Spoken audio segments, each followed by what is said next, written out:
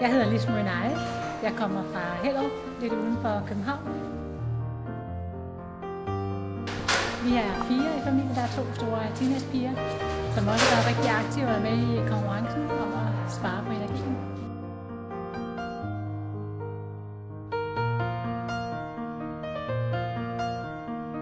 Mine regninger fra mine energiselskaber er faktisk blevet temmelig store.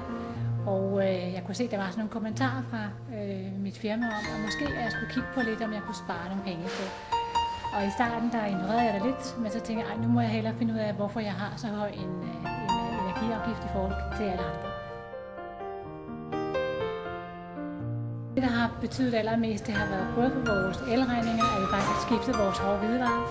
Så jeg har skiftet køleskab, og jeg har skiftet vaskemaskine. Og selvfølgelig også på varmesiden har det betydet rigtig meget, tror jeg, at vi har skiftet vores store vinduesparti. Vi har faktisk sparet 1.000 kroner om måneden nu her det sidste års tid, så det kan virkelig ses og mærkes på vores regning. At skifte alle de hårde hvidevarer, det har været en stor ting. Og selvom jeg tænkte, at det kan godt være, at det er mange penge at give ud lige nu, men som der var andre i dag, der sagde, så er det betalt nu, men du får rigtig meget tilbage senere. Og jeg vil sige, at jeg har faktisk fået rigtig meget tilbage med det samme. Så vi er alle sammen glædet os til de her årlige årsopgørelser, hvor vi rent faktisk har fået penge tilbage.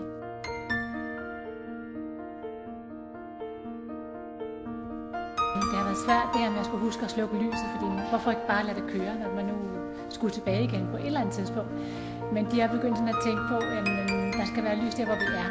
Så det rigtige er at skifte vaner, og det har været svært, men de kommer rigtig godt efter det, synes jeg. Og de husker faktisk, hvis jeg nu kommer til dem og siger, forresten, glemte du ikke noget?